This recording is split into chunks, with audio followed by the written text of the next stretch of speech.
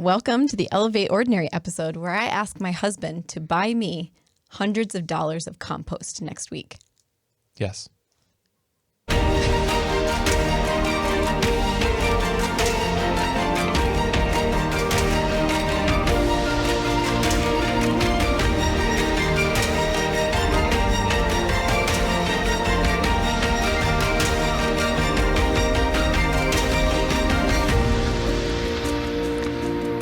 Well, welcome back to Elevate Ordinary. I'm your host, JonMarc Grodi. I'm Teresa Grodi. And we're back with another conversation about the ordinary pursuit of truth, goodness, and beauty. And today we're going to make romantic the idea of a load of crap. Because that's what I'm going to...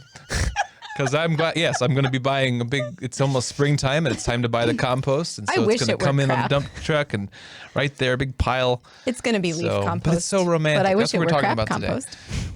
So the romance and gardening, we're gonna talk about those terms, those notions today a little bit. But before we get there, I want to remind you that if you like what we're doing here on Awaken Catholic in general and this show Elevate Ordinary in particular, we invite you to join the Awaken Nation. Go to awakencatholic.org/donate, become a partner in our mission of sharing truth through beauty. And while you're at it, go download the Awaken Catholic app at theawakenapp.io. It's the best way to follow Awaken Catholic content, interact with show hosts and fellow members of the community, and also get some special stuff if you're part of the Awaken Nation. So download that app here. And finally, are we sponsored by Hallow today? We are. Should check that beforehand. We love the Hallow app. So go to hallow.app/awaken to get a free premium trial subscription and support Awaken Catholic. It's a wonderful app. We've been following Father Mike Schmitz's podcast, The Bible in a Year. We also got great meditations. And our kids have been listening to Jonathan Rumi, who plays Jesus on The Chosen, read them the Gospel of Matthew to sleep in his great Jesus accent. It's pretty awesome. So download the Hallow app. And that is all of the introductory stuff. So today we're talking about gardening and romance. So Teresa wanted this episode is like the big one for me. Now you got to understand, she's been intimidated by this because Teresa was really big on gardening for all sorts of reasons, and she's been worried about she's going to mess this one up. But I've assured her that it's going to be good. It's going to be... Yeah, I put on my gardening raincoat. And that's how you know. It's not really my gardening raincoat, but I thought it looked gardeny, so I decided to wear it today. I have been really nervous about getting this episode right, which probably means that we're not going to get it right. I've been planning it for like a year, and I'm sure it's not going to come off that way. But Sorry, go ahead. No, well, what do we do here on Elevate Ordinary? Kind of what's our shtick here? Like what we do is we look at something that's, in some sense can seem... apparently ordinary in our lives, books, or breakfast, or various things that we started with as a starting point, a leaping off point. But then we're trying to draw the connection between those and the larger spiritual realities, of our faith and of the principles that we live by and of the Lord's active involvement in our lives. But then precisely the next step is then to go back to that thing and recognize that those ordinary things in our lives are anything but ordinary. That you scratch the surface just a little bit and we recognize that God's always around the corner, that under every inconvenience, as we've said before, is the opportunity for the adventure if we just regard it properly. And so our starting point today, our leaping off point is gardening, right? Yeah. So the reason why it took me so long to do this is because I didn't want this to be an episode about joining into Teresa's hobby. Me trying to convince you to garden because it's a neat hobby and I want more people doing my hobby. I wanted to express what has occurred to me over the last probably 9 years of having many, many failed gardens, is that gardening will open you up to the truth of creation. And that truth is that the world is not sterile. The world is teeming with life. The world is an abundance. It's an abundance of life. And if you let it go, it won't go sterile. If you let it go, it will teem with life. And so I had such a hard time trying to figure out how to connect all of the things that have occurred to me in the last 10 years. But as I was listening to Father Mike Schmitz's book, also known as the Bible, the other day, we're reading from Deuteronomy and the absolute perfect passage that kind of ties all of like my entire experience together. Yeah. Deuteronomy chapter 11, some verse. The print is small. It's hard to read. The print Go is ahead. small. For the land, so Jesus is speaking, or God is speaking to the Israelites who are about to enter into the land, the promised land. For the land which you are entering in to take possession of is not like the land of Egypt from which you have come, where you sow your seed and watered it with your feet, like a garden of vegetables. But the land which you are going over to possess is a land of hills and valleys, which drinks water by the rain from heaven, land which the Lord your God cares for, and the eyes of the Lord are always upon it, from the beginning of the year to the end of the year. And if you obey my commandments, which I command you this day, to love the Lord your God, and to serve him with all your heart and with all your soul, he will give you rain for your land in its season, the early rain and the later rain, that you may gather in your grain and your wine and your oil. And he will give grass in your fields to your cattle, and you shall eat and be full. So gardening has become for me not just like, okay, I've got this crappy lawn that I'm going to turn into a garden. Mm-hmm. And I need to take the crappy lawn and make it good, healthy, fertile lawn. So I'm going to buy $100 worth of soil. And then I'm going to buy a bunch of fertilizer, which costs money too. And then I'm going to buy a bunch of seeds, but I'm also going to buy plants, some $10 plants that I'm going to put in here. And then your idea of like, oh, I can take this seed and get food from it becomes like, as your mom likes to say, like this $100 tomato. Yeah. So it's kind of this imposition onto this unnatural imposition onto something that is very natural, which is a seed or a plant reproducing. And so here the Lord makes this distinction between a garden and really the way that the world works, the way that he created it teeming with life. Whenever I think about gardening, I connect it with theology of the body. Mm-hmm. I feel like gardening becomes this like theology of the body for the soil. Well, yeah, the world. So nature is this. So again, we're referencing theology of the body here, and we've talked about it before. How if you study John Paul II's theology of the body, or you hear Christopher West or somebody present about it, the amazing thing about it is that we recognize that just in our bodies, in our being made male and female, and how that's expressed in marriage and then the family, the third, the other, the child coming out of that we learn God is teaching us about himself through the way that he designed our bodies. Mm. Well, nature is often called God's other book, and nature has a theology. The difficulty, just like with our bodies, is that when we technologically try to tinker with the laws of nature in terms of our bodies, we cause scandal in the technical sense. Scandal means giving a wrong impression about who God is. And when, of course, we treat our bodies, when we abuse our bodies, or when we tinker with fertility, or we use contraception, things like that the church steers us away from, when we do those things, part of the reason they're wrong, there's lots of reasons they're wrong, but one of the reasons is that they also cause scandal. They give us a wrong impression of who God is.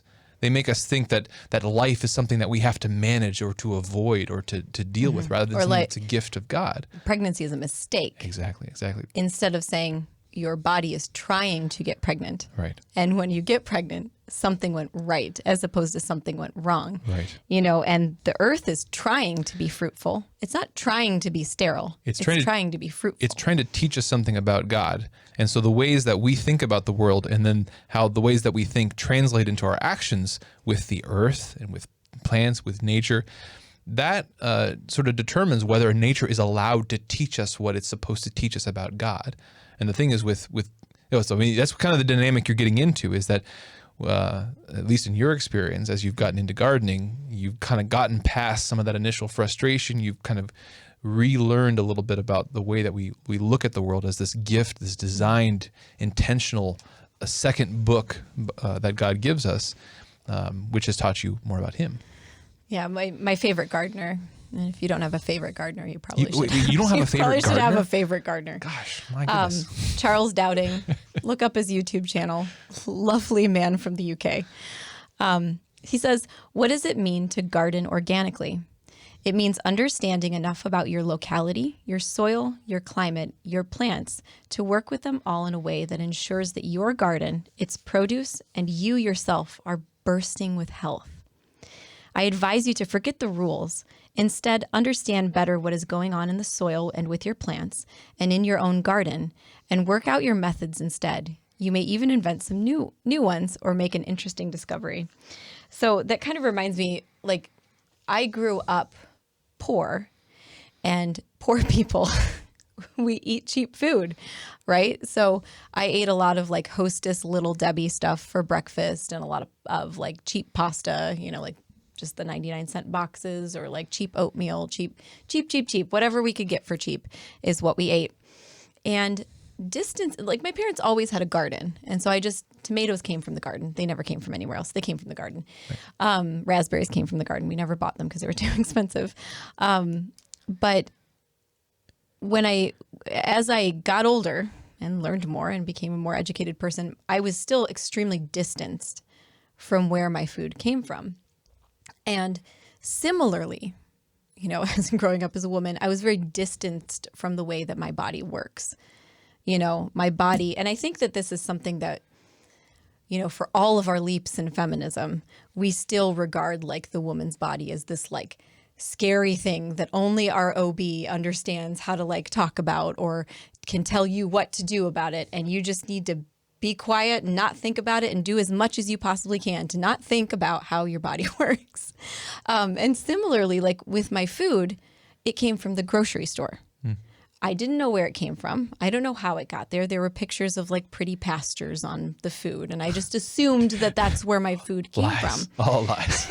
You sit on a throne of lies. But both of those things, okay, both in the body and in the food that I put in my body, the distancing from truth or even understanding or even viewing them as fruitful things, health-giving things. I mean, how many of us think our body is like a health-giving thing? Like rather, it puts you in a position to just kind of float downstream. Whatever media comes to you about your food, you just accept it. No, that's a new product, and I like the taste of that, and I'd like that in my home. You just kind of float downstream rather than co-creating. And when I began to garden, at first it was just like, oh my gosh, 99-cent packet seeds. We could have all this produce. We could have all this food. And I threw in a patio garden because we were in an apartment at that point. It didn't turn out the way I wanted it to. But I was so intrigued with what we did get that I became a co-creator in this food. And every year since, we have attempted a garden, and most years we have failed like 70%. I'm seriously, like, we had a huge failure in our garden last year, and we decided to increase the size of it this year. So we are going to buy hundreds of dollars of compost to increase the size of this garden. But I didn't realize I could be a co-creator. I didn't realize that I could participate in this abundance of life. Yeah. Well, what do we mean by that? So co-creation, I think, is an important term for this discussion here, in that there are two extremes that we might take in understanding lots of things in life: our bodies, nature, gardening, or even just the tasks and responsibilities and vocations in our lives. We can swing between two erring extremes. One where we have to do it all ourselves. Stand aside, God, I've got this. We try to do it all on our own. Or on the other extreme, that, no, I stand back and God's going to do it all for me. Somewhere in the middle there is reality, where, no, God has given us freedom, and he has asked us to participate with him in our own salvation, in our growth, in our development, in the salvation of others. I mean, what a scary thought that other people's salvation is sometimes dependent on us. Like, God allows that. That's the way he set up the universe. Our prayers have effects. We are called to evangelize people. We are called to take care of our neighbor. Like, that's scary in the big scheme of things. Providentially, God has given us an awesome and terrifying responsibility for one another. So this co-creation, this is just this reality that we're always in this dance with God in every aspect of our lives, where he is there at the beginning, giving us the grace of our nature, of our intentionality, of our awareness, of our freedom. But then in the moment, he waits for us to cooperate, to make a move, to do something, to take that first stab on the canvas with our paintbrush, to break ground in our garden.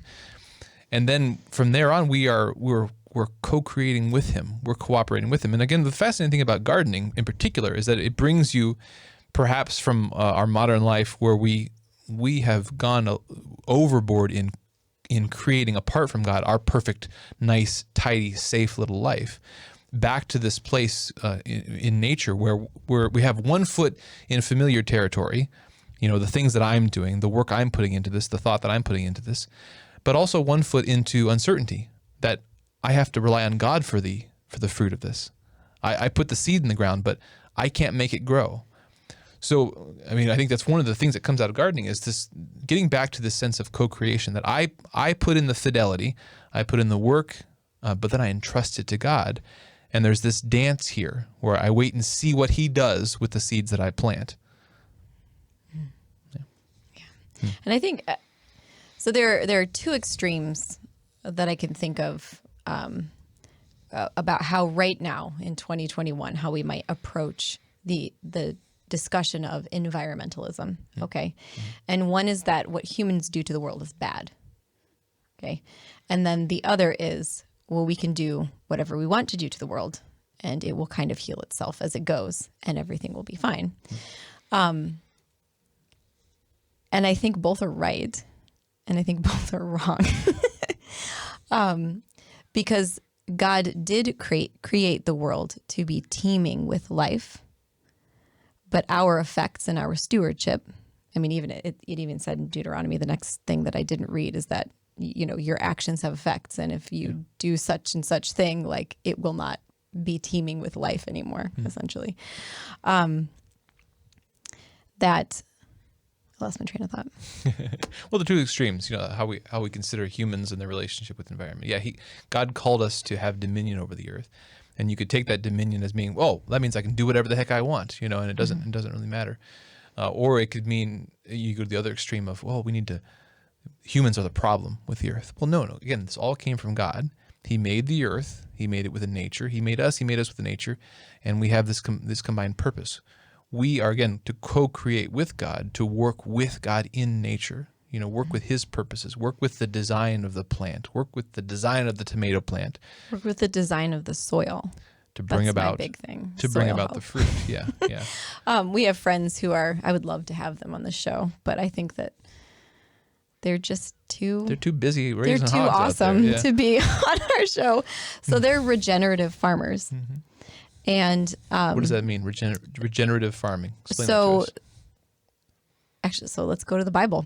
Yeah. So I was always confused when I'd read the account of Genesis, when God's creating, because he creates the beasts, the birds of the air, the fish of the sea, and the cattle. And I was like, aren't cattle part of the beasts, right? And then time and time again, where God is listing off the animal creation, there's always, and the cattle. And even in what I read, it was I will give you grass for your cattle. And so I was just thinking weird, cows, I don't know. I just didn't understand why cows are singled out until I'm a historian. So American history, as the settlers came across the Great Plains, they said that the grass was so tall that as they were on their horses, they could tie the grass over the top of their saddles. And that grass was grazed by millions of buffalo. Something like 30 to 60 million buffaloes lived on this great plain. And when we think of plain and grasses now, we think of lawn. Somehow these sheep are grazing on this tiny little lawn. But the reality is that when cattle were clumped together, cattle and grazing animals, they were clumped together in thousands upon thousands. So when you saw a herd that was packed together for safety, because they could get picked off one by the lions, but they would still be like, think of penguins. Like when you think of penguins in a huge herd, that's why they're herded together for safety. And so when the animals like stomp and poop and chew and graze and then move off of the stuff that they've just pooped and peed on. It's probably really bad for the lawn, isn't it?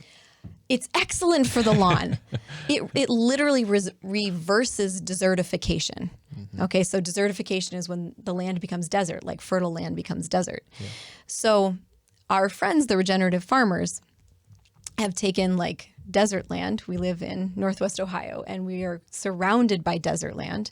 Well, our desert land, full on desert, but no, it's sterile. Soil. It's sterile soil that doesn't hold water anymore, and our Great Lakes have all kinds of problems because the water isn't held by the soil anymore. So they're taking a portion of land that used to be farmland, and they are grazing their cattle and their pigs and their chickens in like a particular grazing method. Alan Savory, Joel Salatin, I have his book here. I'll link them below, to regenerate the soil. And they can add like a foot of topsoil in a very short amount of time.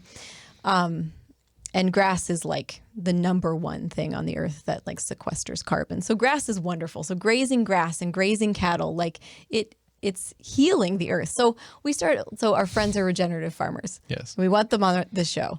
So what else, where was I going? Well, regenerative farming then, it's interesting because, we're just lightly touching on this stuff that you'll have to go research for yourself in terms of the data and the science around it. But, to put it simply though, I mean, what they're finding is that again, there's so much order in the natural way of things, in the grass, in the cattle, in the way that it sounds really hippie sort of talk about. It's theology of the body for the earth. The fact God's that design in the earth. Yeah, the earth is ordered, and when the earth is ordered, it teems with abundance. It teems with life. And part of that order is like pooping and stomping animals, and the people who shepherd them. And at one point it was predators that shepherd them in the rainy season and whatever, but we can participate in that too. And again, there's an avoidance of the extremes here of either again that humans have no responsibility for the earth, that we can do what we can just tear it up and sort of give it a new nature and ignore the nature that God's given it. Nor is it the other extreme of like, well, humans again are always the problem, and the more that we just stand back and let it do whatever it wants, that's the best. No, I mean, like, you leave a forest fallow and it gets weeds and thistles, and it can be better by our co-creation with God. Yeah, actually, so there are parks in the United States that are like no-touch zones, and they're desertifying more quickly than some of the areas already prone to desertification. It's because it needs managed by pooping and grazing and animals. That's what we're to do. Again, when God, have dominion over the earth, that we can work with God in our gardens, in our nature, in our building of human culture in the world. We can work with the design of our bodies and the design of the world to create more order. And again, it's co-creation because that order is there, but God wants us to be His artists. He wants us to work with Him in the design. Again, just like in human reproduction, like we co-create with God to bring about new life, but that life comes from Him. Okay, so I'm going to nerd out on soil a little bit. This guy, Charles Dowding, my favorite gardener, is made famous by his no-dig gardening method. And there are a bajillion gardening methods out there, and everybody's got their favorite, and everybody's got the one that works for them. But what really drew me to his gardening method was the history of gardening. Okay, so the history of gardening started in Fertile Crescents. Okay, we know of the Fertile Crescent, but like they started in river areas, like in Egypt, where the River Nile would flood, clear everything, deposit silt, and then it would unflood, the waters would recede, and they would plant there and harvest, and then it would flood again and do it, So this is how agriculture began. And so his method is similar to that, where you put the nutrients on top and you never disturb or dig the soil, okay? But what we've come to learn, so this is a theory, okay? It's a theory that if you don't disturb the soil, if you leave the soil universe. It's like a universe in there. If you leave microcosmos. If you leave that intact, the soil will want to be covered because it has to be moist, right? So it wants to be covered by ground cover, and it will help your vegetables grow. Okay, so that's a theory. But the more and more that we learn that, yes, indeed, certain soils choose, certain plants choose what they want to go into the soil, what they want to germinate. So when you go past a lawn that's like full of dandelions, just like really yellow in the springtime, and you're like, I hate that person's lawn, or I love that person's lawn. You can eat dandelions. Just don't spray them and you can eat them. Dandelions rectify calcium deficiency in the soil. So when you see a place that's like full of dandelions, it's trying really hard to send those tap roots all the way down to grab, and dandelions particularly grab calcium. And then when they pull it up to the roots, and the roots fall back and die or are grazed and pooped or whatever. There's just so much of a circle. Yeah. My dad used to tell me about he had this book in science class when he was a kid, which was about, the whole book was about, you take 1 square foot in your backyard and you observe that year round. And what you'll be amazed to find is that how many, animals and insects and fungi and plants and microorganisms, there's so much life happening in that tiny square foot of land. Again, there's so much more than we ever knew, and we're discovering it more and more as we learn about the world. But again, there we discover this order, this nature that we can work with to bring about new and greater life. But it involves respecting the nature that's there. Again, just like with our bodies, we co-create with God, which means we have to respect the nature that's there and work with God to bring about the fruit. Neither to disregard the nature, nor to step back and let it be on its own. No, we're to be in this dance with God when it comes to nature and the garden. Yeah. So I wanted to mention, as we kind of like wrap up, I wanted to mention a couple of my favorite gardening resources, and then a few books that I think aid the Catholic understanding of the world and the environment. I don't know. I'm not going to number these. I think they're all great. So this one is called In Defense of Nature by Benjamin Weichert. In Defense of Nature. We can't see it. Yeah. So he works with Scott Hahn at the St. Paul Center for Biblical Studies. I think so. Yeah. And I think that this probably was his PhD. It's written like a PhD dissertation.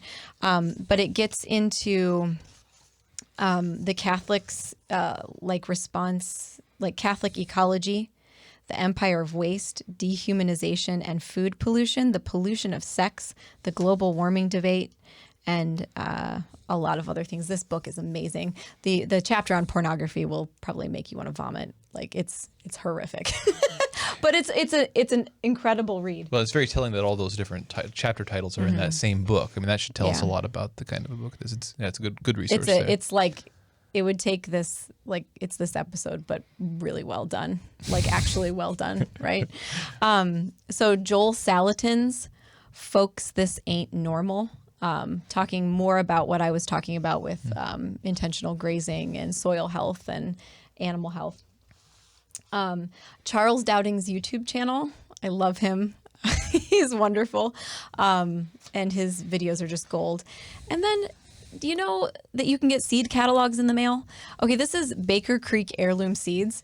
Like the high point of my spring. This is like a free seed catalog. Look at these gorgeous pictures, and there's like history of all these plants from all over the world, different places in the world. You can order them all and put them in your garden, depending on your zone. It is a fascinating experience because you pick up one of those seed catalogs, and there's like 150 different varieties of probably radish. More than that. Radish or tomato. Way or more tomatoes. Again, babe. I talked earlier about how different things that we do in our world can cause scandal in the technical sense. Again, scandal means we give a wrong impression of who God is, his nature. And when we're prevented from really seeing the biodiversity of the world that God has made, the amazing diversity of life, how the earth is teeming with life, again, that causes a minor scandal because we don't really see the full masterpiece of who God is. And so pick up a seed catalog. It'll help you get plugged into the reality of the world that God has made. And if you or someone you love likes Minecraft. Wait, where is this going? Okay, tell me. Charles Dowding has an amazing video on beets from like seed to cooking. It is amazing. Wait, what now? Don't you harvest beets in Minecraft? Oh my God, how do you know these things? Well, apparently. That was an obscure reference, but I'm really impressed, honestly. Yeah. It'll be linked below. You're welcome. And the guys also just did a video game episode over on the Men's Show, so you should check that out as well. A video game episode Yes. on the Men's Show. Yeah. I love the Men's Show. Yeah. Oh, wow. So again, as we said earlier, this is not an episode trying to convince you all to necessarily start gardening, but the point is that in nature, we have this second book of God's where he teaches us about himself. He teaches us about his bounteous generosity as a father, that he's always wanting to give 100-fold whenever we cooperate with him, whenever we avail ourselves of his mercy and love. And so in our bodies, in our gardens, in nature, we need to make sure that we're not carefully crafting these modern technocratic, nitrogen, perfect, potassium, safe lives. What's the other one? Where we're sort of sterilized, we're sort of kept too phosphorus. safe from what God is doing and wants to do in our bodies and in our lawns, in our gardens, in our window pots. Yeah. And eat your dandelions as long as you don't spray them. Your darn dandelions. Yeah. It's the time of the year where I go outside with the children in our suburb and I forage salad from our lawn. Yes, it's that time of year. In case you're wondering. We are those people. Well, thank you for joining us again for this episode of Elevate Ordinary. We hope it's been edifying to you. Let us know in the comments what you think, what's growing in your garden this year, what's your favorite seed catalog is. Please, I'd love to know.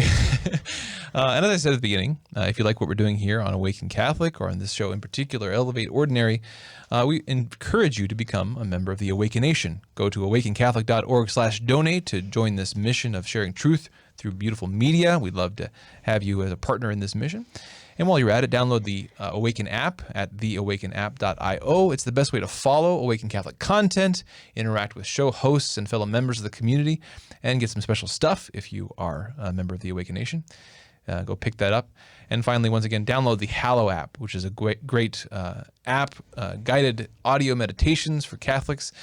If you go to hallow.app/awaken, you can download that and get a free trial subscription, as well as support our ministry here at Awaken Catholic. So thank you again for joining us for this episode of Elevate Ordinary. God bless you. We'll see you next week. This show and all media on Awaken Catholic is made possible by the Awaken Nation and the Hallow app. The Awaken Nation is a community of people like you who support all things Awaken for as cheap as a cup of coffee a week and get access to exclusive content. Learn more by visiting awakencatholic.org/donate. Hallow is the only audio-guided Catholic prayer app focused on contemplative prayer and traditional Catholic meditation such as Lectio Divina, Daily Examen, and the Rosary.